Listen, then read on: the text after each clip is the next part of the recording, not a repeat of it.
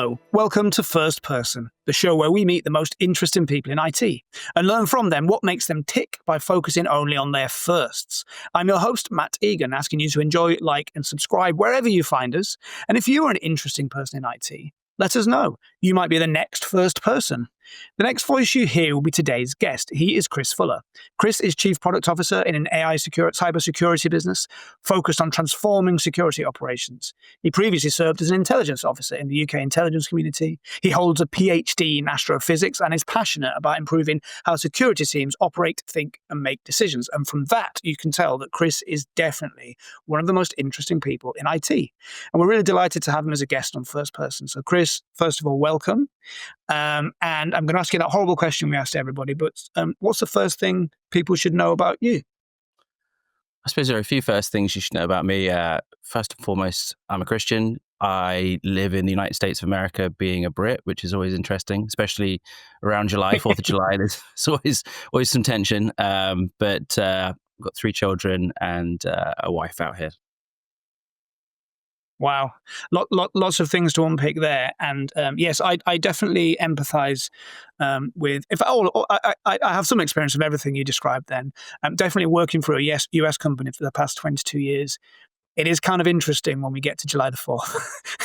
and you know, I always like to say, we miss you guys, we'd take you back anytime, but, you know, please enjoy your separation. So with that, we'll move on to section 1, which we call First Things First. And this is where we like to get to know about our guest by understanding some of their first times. And Chris, I'm really excited to ask you about this, actually. Could you tell us about your first job in this industry, in IT, and maybe a little bit about how you got there? Yes, I think I was finishing up my degree in Cardiff, and I was actually set to become a teacher. My wife's a teacher. I was really engaged with the idea of being a teacher. And then one of my physics professors at Cardiff said, "Hey, would you think about doing a PhD?" I actually thought they'd be the last person to ask to be doing a PhD. And that kind of really captivated me. I thought, hey, that would be kind of crazy. I love astrophysics. I thought I'd get paid for it. And so I don't know if it's the first job. It's like it was paid. Yeah. But, I thought that was like awesome. I went into the interview. They said, hey, you could do this one, which is up for you probably, be part of this big collaboration, do gravitational waves. They'll probably get the Nobel Prize.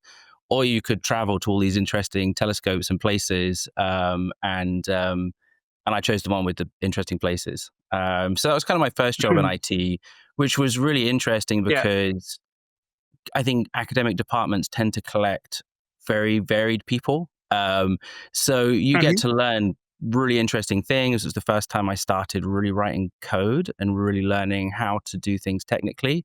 But it was also like a really fun place where the problems were really tough. And, one of the guys that I worked with, he said, "Oh yeah, my PhD didn't work out. Like the satellite blew up on the launch pad." And so he ended up going into IT, administered the systems at Cardiff. But it was one of those things where I thought that's a really interesting place to learn how to solve problems around some really interesting people, and then go and visit lots of like amazing places and, operate in lots of interesting environments.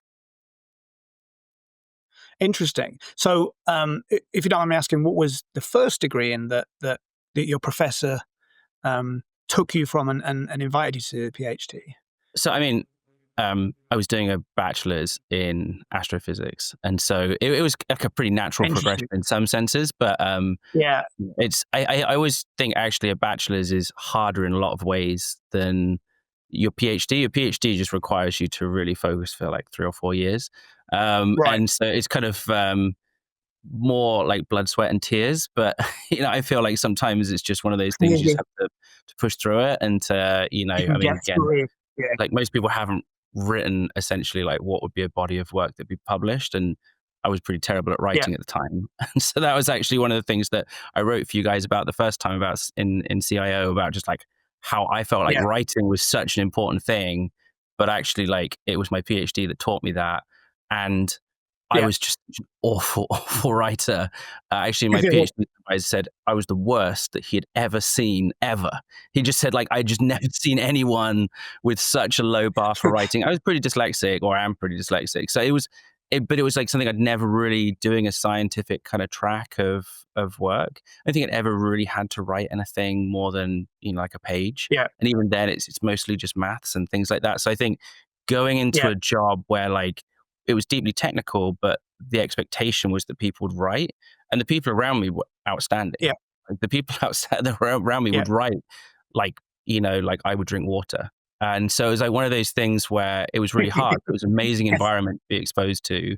And I felt like it was one of those things that at the end of it, it was a very painful experience to get to the point where I could publish my PhD. But it was amazing from the standpoint of I walked away with this skill of writing and communicating and data analysis. And I was very grateful to do my PhD. I feel like for me, I really loved the subject matter, but the skills that I felt like I obtained there were amazing. I think it's very relevant, and you'd be surprised at how many people like we have this conversation with, and the thing that's really allowed them to progress is not only the knowledge and the insight, it's the fact that they can express it and communicate it, and that's sometimes the bit that's missing, right? So kudos to you for being able to push through and get those very important skills.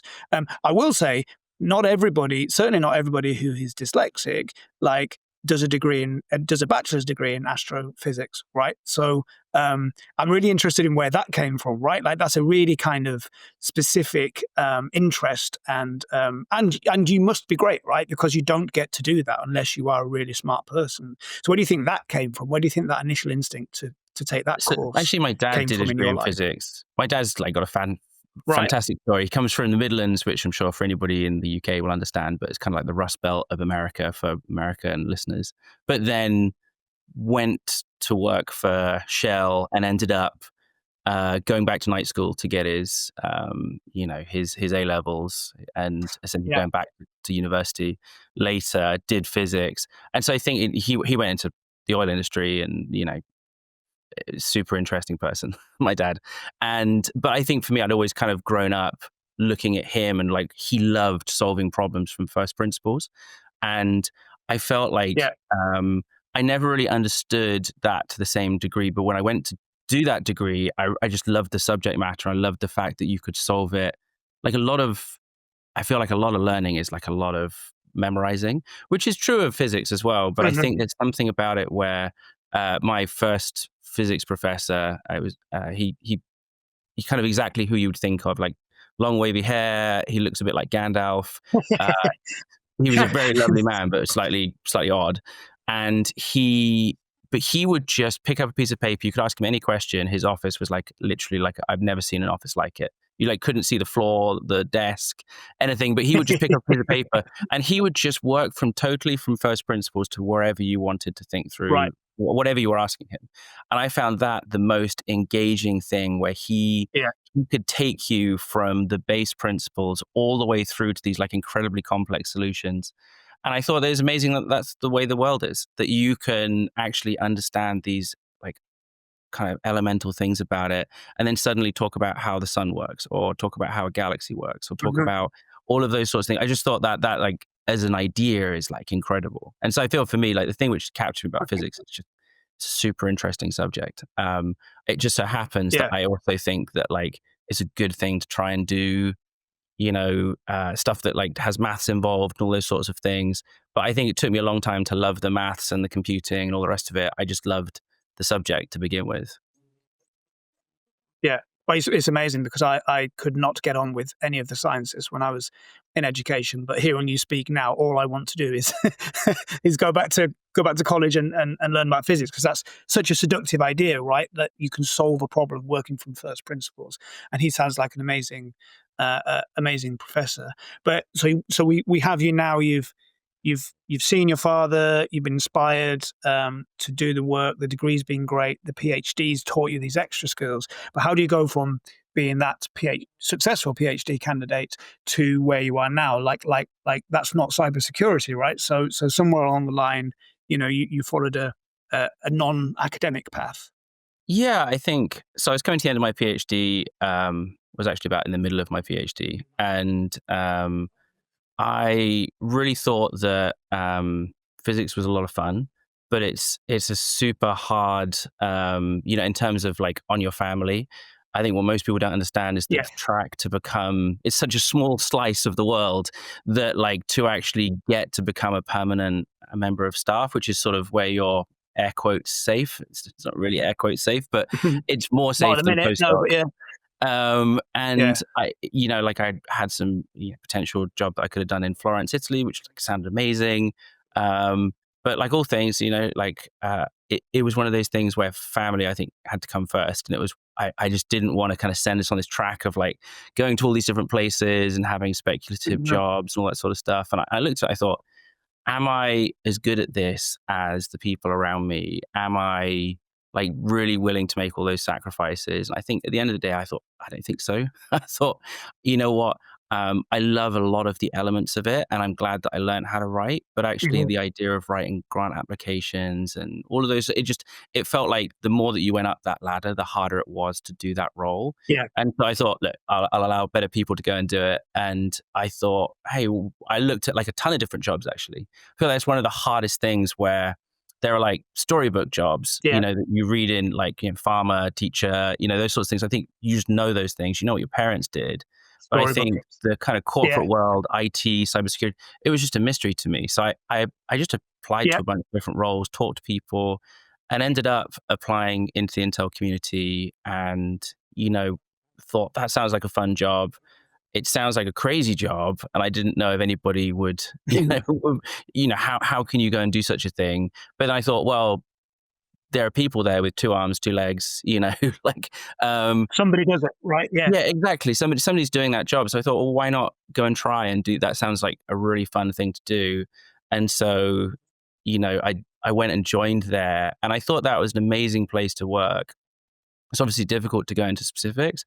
I think some of the things that I thought were so amazing about that were, and why I still like heartily recommend it to almost every person that ever asks Mhm. for any sort of like career advice, is because I think one, they again have a really interesting problem and mission, and you're never going to be able to, like I always used to think this about my PhD, which was like, you can go to the top of Mauna Kea in Hawaii. Like you can rent a car and you can drive to the top of Mauna Kea on Hawaii. You cannot work for 14 hours in an observatory up on the top of Mauna Kea, like staring into the furthest, reaches of the universe. And it's sort of the same with, the Intel community. Like it's honestly stranger than fiction at many, many points. And so for me, I looked at it, I thought this is a really interesting problem to solve. These problems are like just Mhm. so fascinating to think about. And then just to apply technical skills to those problems, I thought was just a really fun thing to do. And it was. And I think the thing on top of that is the training was amazing. So I feel like, Mhm. big companies, governments, I always say that to people, especially young in their career. I'm like, hey, startups sound really exciting. And I obviously CPO at a Yeah. startup, founded a startup. So I love startups. But I always think that actually like big companies like, Google, Facebook, etc., like, or like government is a great place to go if you go there, say, hey, I'm going to do something like 3 or 4 years, try it out. They'll give you some of the best training in the world. And then if you want to go and do something else, you can. If you want to stay, you can. So I feel for Yeah. me, like I felt like I got a huge amount out of it in terms of the people that I met. To this day, I've still got a lot of friends from that world.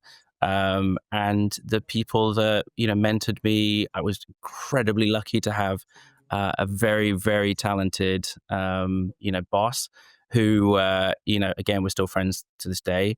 He taught me a huge amount. And I feel like for me, if that was something I've learned from my career, it is definitely important what you do, but I feel like it's one of those things. It matters hugely, like who you do it with. And yeah, Yes. I was very lucky to have a lot of who's that I thought were like great to be around. Yeah. I think one of my bugbears is when, with all due respect, you refer to yourself as lucky, but I think it's good fortune, right? Because clearly, if we look at the bachelor degree to the PhD to the intelligence community, like there's some themes that really come through, right? You're really curious and interested in doing the learning and solving the problem. You want to work with interesting people, right? And the thing about interesting people is everybody's interesting to somebody who is interested, right? Like if you're curious and you're willing to see that in the other person, I think the benefits there. It's really interesting to hear you talk about large organizations, government organizations, and training, because it's a theme that's come up several times in these conversations with people from wildly different backgrounds. That you can go and do whatever you want, but at some point it's really good to get that real base grounding of the best training, right, and the best principles, and to work for organizations where excellence is the only thing that's good enough. Also, we almost always ask about the first great boss, and I'm really interested in this person you referred to who is still your friend, and what was it that they did for you, do you think, that makes you think of them as a great boss? So his name's Tom. He's now working in the normal world. He works in GitHub. I think what I loved about Tom is in a very kind of orthodox environment, Tom thought in a very different way. I thought what I really admired about him was that he didn't accept the constraints that were around him. He very much thought about how the problem could be solved. He was very problem centric. Yeah. I thought he also had this incredible knack with people. He was incredible at networking. But he gave me one of those great pithy phrases. I feel like I've got several from him, but one of the great phrases he said to me was make people an ends in themselves, which is one of those slightly corny things that, I think a lot of people would nod to, but he actually really meant it. And that made a huge difference, right? Because you knew that he would network and he would talk to you and he would talk to other people to try and figure things out and to try and work out how people could collaborate together. But you also knew that he wasn't trying to manipulate you or play you. And I think for me, I've always felt again that that's an incredible way to work. And over the length of a career, it makes a huge difference. I think we all intrinsically know when somebody's being manipulative or self-serving. Yeah. Whereas actually I felt that was one of the great things about Tom. And then I think finally, and he didn't always necessarily make a ton of friends doing this. He would always, I was super new in the department and he would send me to stuff that honestly, I was super junior. And he threw me into stuff that, I thought was super exciting and amazing. And I was super glad to be a part of. But it was one of those things where he wasn't afraid to do that. And he wasn't afraid to kind of give you trust and let you execute on things that had some risk to them. And I felt through that, I learned a lot. And he just also just gave a lot of great advice. He just, and his advice was often there was specific people in the team. And he just said to me, look, if they start talking to you in the morning, just talk to them. Don't turn around and try and get on with work. He was just listen to them. And I felt there was a few individuals, that I just listened to in the morning, and I'd honestly get in early. I'd go and make myself a coffee, and I'd sit down, and they would generally, people. I feel you get those sorts of people in life that love to tell stories, to kind of help develop you, and I just listened, and I felt in those conversations, I learned a ton. So I feel he was a great boss for just so many reasons, but I thought those were some of the things that he did well. He was just great at his job. I mean, frankly, he was outstanding at what he did, which in itself you can just observe and watch. Yeah, but amazing to have, because I think, again, themes come throughout this conversation and in other conversations we have, this idea of people are an end in themselves, right? Absolutely. And you're totally correct, right? You can always tell when someone's being manipulative. It's often fine, but it's very different from when someone gives of themselves to you. That network and that collaboration builds, and it's amazing how often it gets paid back in positive ways. And it's just better anyway, right? It's just a nicer way to be and to work. But that advice, I've never heard that advice before, right? If someone talks to you, listen to them, right? But it's so valuable. And I worry about it in a kind of hybrid remote work environment, because I don't think we have enough of that anymore, of the junior person. But even then, with the junior person, if you spot talent, put them in the situation. And you see this all the time, that the really confident, successful people will do that. They'll take somebody in. It doesn't matter if they're not qualified to be in that situation. Who knows what they're going to give to you from it? You have to take a chance on people and push them forward. And another overarching theme from what we're saying here is you also have to know the opportunity exists, right? And you talked about your dad being into physics, making you understand that that world existed. That really resonated. Like I remember finishing my bachelor's degree, which by the way was in English and drama. So like not many But you clearly routes don't open at that struggle with point. writing. No, no, I don't struggle with writing, but like entering the world of work at that point and just not knowing what was out there, right? So I love the advice you gave about the intelligence community, like say, somebody has to do that job, right? And it might as well be you. So this is fascinating, Chris. I really appreciate it, but it's all too successful at this point, so we need to move on to the less successful side of things. Okay. I've had many failures. So this is section two. I like Well, to here say we I've go. failed more exams than most people have ever sat. So I feel like I feel like for failure in life, I can certainly tell you many stories. Yeah. Well, let's start with one then. Like, if I asked you for your big mistake, what is the first thing that comes to mind? Like, when I ask that question. Yeah, no, it's a great question. I feel like honestly, I think being able to deal with failure is one of the most important like career skills, because I feel like, Totally. if you're not failing at stuff, and I mean, I'll tell you, I mean, this is not like from like trying hard. This is the opposite. But like, I think in many cases we could talk about, startup in a minute, but I think like learning how to deal with failure is really important. I failed for all the wrong reasons. I failed my AS levels. Right. Just because I just didn't do any work and I was really lazy, and I just that will happen. Yeah. I thought education was stupid because I was 17 and I feel like I meet 17-year-olds that were more switched on and wiser than I was at the age. Yeah. And then I repeated the act in the first year of college. So actually the same professor I was talking to you about earlier, like he was like, hey, I think you should probably leave. You should probably leave physics and, just go and get a job. It's clear that you don't want to be here. And actually, that was like a huge point in my life where, like a lot changed for me. And I really realized that like I made some huge mistakes. I think for me, like I made some huge mistakes. I kind of paid for them in the sense that, I was 2 years older at least when I was in college. I actually had some health issues, which meant I added another year to all of that. So in some senses, I feel like education was like tough. I think some of that is a function of just honestly sheer stupidity and just just not making good choices. Some of that was a function of I lived in lots of different countries growing up. That was sort of just having a dad who was in the oil industry. We lived in a few different places, went to different schools, and just really dyslexic, struggled with school a lot and tried to figure out other ways to basically be successful in my own eyes. And I think a lot of that was like messing around and trying to make jokes and all those sorts of things. And I think as time went on, I realized like it wasn't funny anymore. But unfortunately, I had to be about 21 before I got to that point.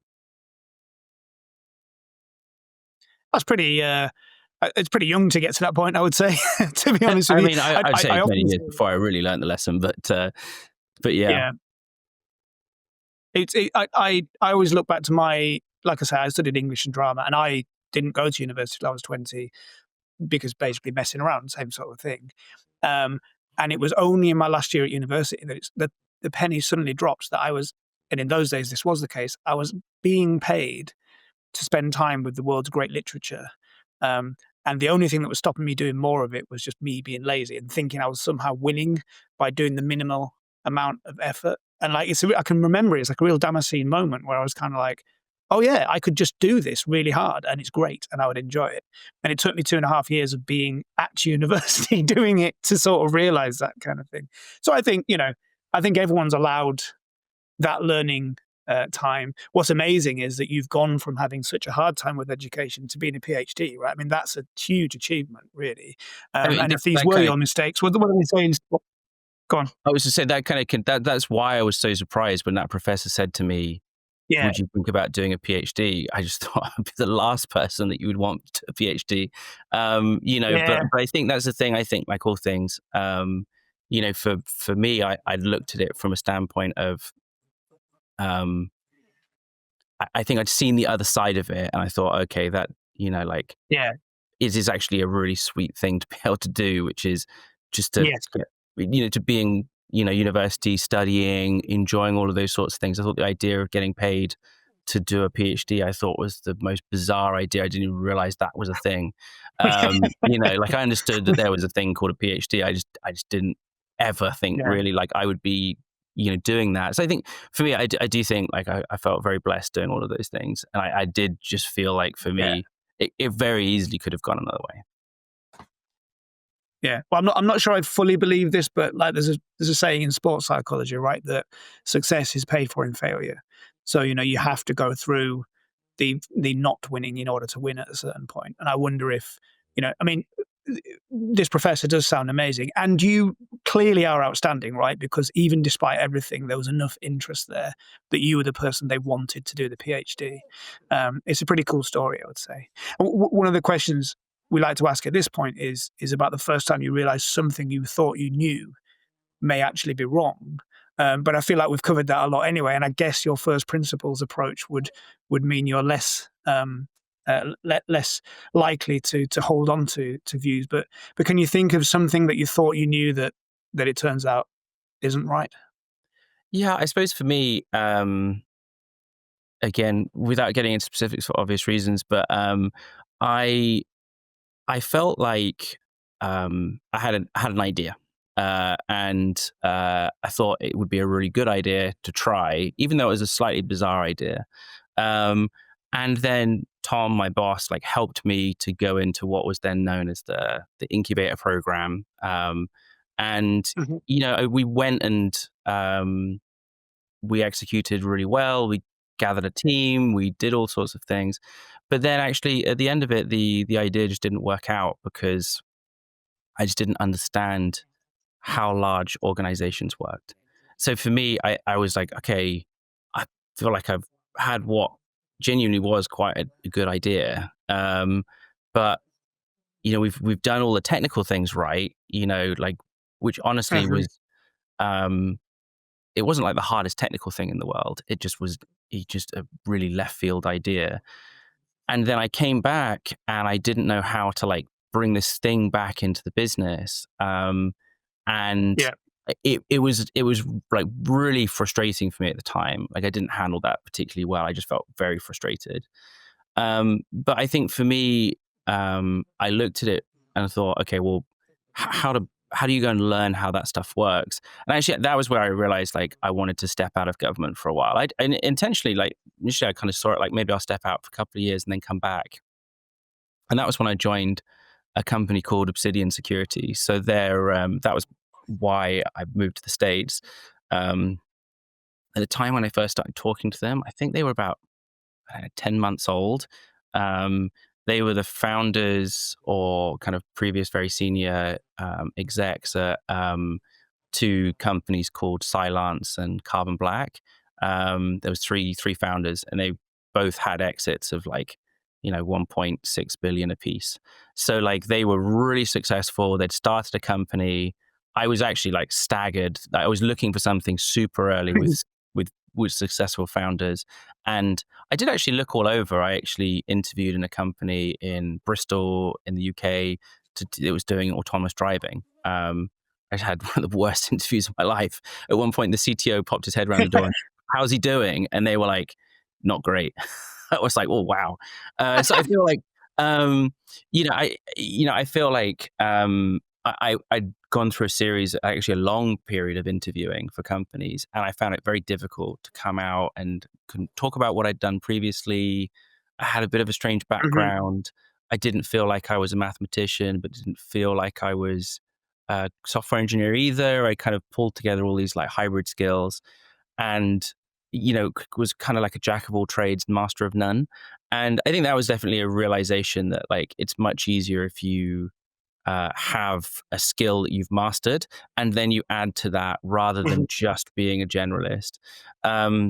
Certainly in tech, and I felt like that was a really difficult process. But eventually, I found this company, Obsidian, interviewed, just really like loved the way that they approach things, And, their deal was like, hey, we want you to move out to Newport Beach, California.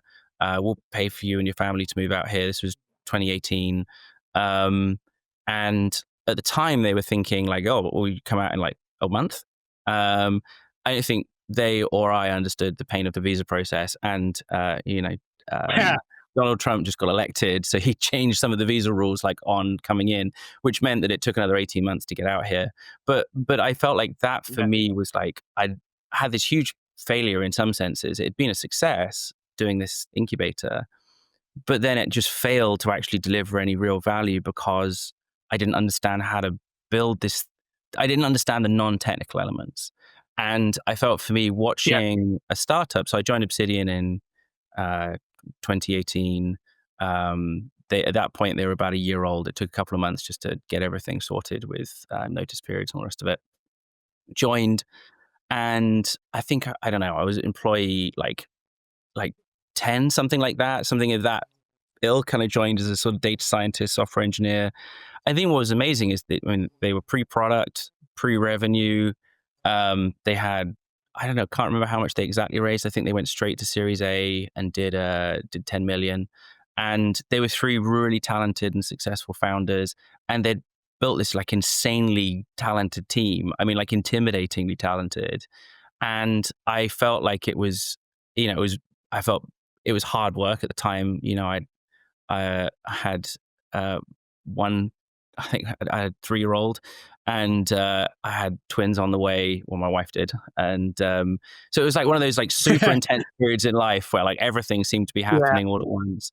But that was an amazing place. And like I stayed there for 7 years. And I watched them grow it from a company that, was, struggling to find what it wanted to build, and was there to help build, something that I think really worked.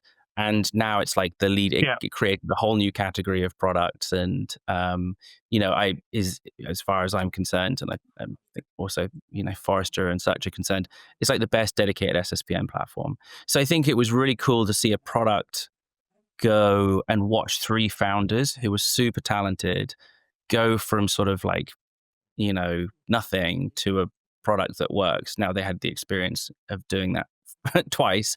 So, I was sort of seeing the second time round where they'd learned a lot of lessons. But, they'd tell you, and they told me they still made a ton of mistakes, but it was just amazing to watch that. And so for me, like that was the thing that I felt like it kind of got me hooked on startups where I was like, oh, I really love to go and see this. Well, and also if we go back to the original point, which was, when you're working in intelligence, you've got an idea, it's probably a good idea. Technically, you've aced it. You've been unable to bring that into kind of generating value for the organization.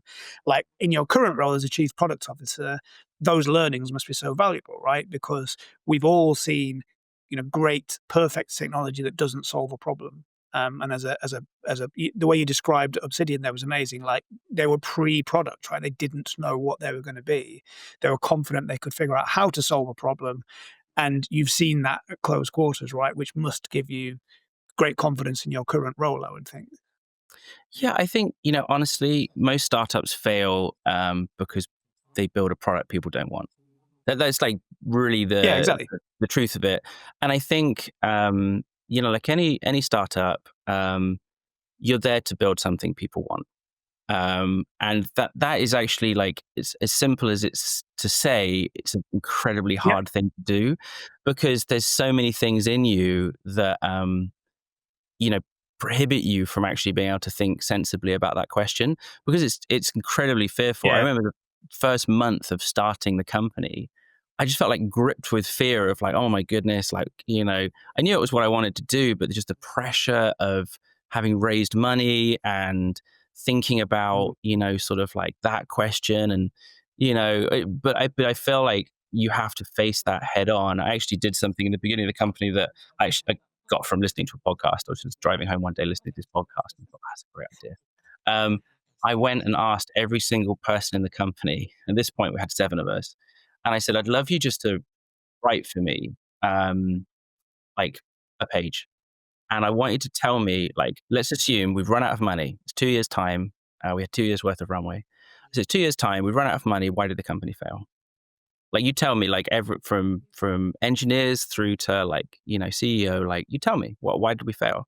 Because I think once you accept that like actually the biggest risk is you build something you don't want, or you understand what those big risks are, both technically, all those sorts of things. We talk about it a little bit, we're building an AI cybersecurity platform, but there's like a heap of risks that I didn't understand.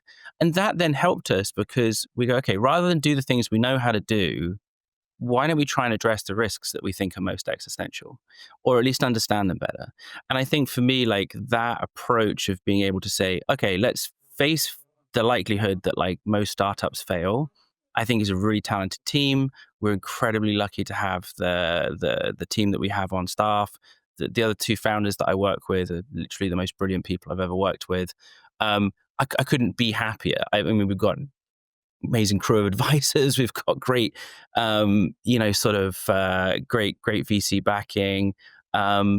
We've got all the things to be successful. But I think if you take that approach of like, okay, not embracing failure from like a standpoint of like, we're going to fail, but like looking at it and saying, okay, this is what happens to most startups. Let's like take a clear-eyed look in the mirror and really understand what the risks are, de-risk them, and just be honest with people about like trying to understand their problems, trying to really get into the weeds of it. And I think that was the biggest thing that I learned from Obsidian is if you like not everything is like you have to, it's like a thing where like, I don't know, maybe it's a stupid analogy, but like a soldier can't operate effectively on the battlefield if they're like terrified every second. You kind of have to get through that. And for people that I know that have served in the forces, talk about like, it is terrifying, but like actually at some point you kind of acclimatize to that. It's obviously a very different type of risk. Nobody's shooting me with bullets, but it's like, what are people going to think of me if I'm a failure? What if, do you know what I mean? All of those sorts of things. I think, but once you've learned how to deal with those sorts of things, I think then that allows you actually like a wonderful freedom to be able to like think clearly about the problem and try and like dismiss those mental biases and all those sorts of things. Amazing. Chris, I feel like we could talk for hours, and I'm worried we are going to talk for hours. So I do need to move us on to the next questions. But this is such a fascinating conversation. You're such an interesting person to talk to. We are going to move on to a slightly more silly section of our conversation now, which we call quick fire first, because we do want to get to know you behind your professional veneer. And we do that by using a piece of proprietary technology that I built myself, which we call our random question generator. So, Chris, if you wouldn't mind, could you give me a number between 1 and 14? 2. Number 2. Now, the answer to this might be there isn't one, but could you tell me something about, if you had one, your first pet? My first pet, it was a cat. I think I've had several cats over the years, but this cat was called Thomas, namely named after Thomas the Tank Engine, his namesake. He was it. I love animals. I feel like they're very uncomplicated. Big fan also. Do you have a cat now, or any pets today? Or I guess it might be trickier with family life. I think that the challenge, that maybe this is something like I didn't know about Southern California, is I was talking to a friend of mine the other day, and he lives a little bit further out towards the sort of mountains behind Orange County. There's a little canyon. It's like, I keep finding poo in my garden. I asked my neighbor, and he's got like a backdoor camera. It turns out there was a mountain lion in his back garden. So like, a mountain lion that just poos in his garden. So I think I also saw a vulture eating a rat the other day. Yeah. So I'd love a cat, but the idea of having a cat that's just indoors, and out here, like you occasionally somebody moves into the area, probably from out of state, we'll see a cat walking on the fence, and they will never see it again. There's just so many things that eats them. So it's just one of those things, like birds of prey, coyotes, mountain lions, all those sorts of things. So I think that's the weird thing. Growing up in the UK, I'm like the fabled adder, of which I've never seen, is like the most lethal thing. Whereas over here, they're like genuinely things that are quite lethal. And so, I would like an animal, but I have seen an adder near where I live in Surrey. One in the 20 years I've lived here. It's a good point. like we have to protect our fish from herons, and we couldn't keep chickens because the foxes would get them, but the cat's fine. So yeah, no, very fair point. I can only apologise for bringing up No, I mean, I'd love to. At some point, we probably will. I feel like I've got 3 little animals in the house right now, and so when they're like, yeah, yeah. But yeah, no, totally. We're very big animal lovers. My kids would love an animal. I just said to them, when you're capable of actually contributing to it, we'll totally do it. Exactly. Exactly. We have a bearded dragon that was a Father's Day gift, which I have to feed and clean daily. And my kids are really pestering for a dog at this point, and we will do it. But again, it is like you need to be able to chip in. Okay, good. Give me another number between 1 and 15, actually. 7. Number 7. Okay. What's the first? You're a very well-traveled person. Where's the first place you would go if time and money were no object? Oh, that's a very good question. I've never been to Japan, actually. I've got a buddy of mine that's actually probably on a plane right now going out to Japan, and that's always a place I want to go. Yeah. Yeah, definitely. It's funny that everyone I speak to at the minute seems to be going to or planning or has just been to Japan. And yeah, I'm the same. I've never been there. I've got people who report to me who work there, live there.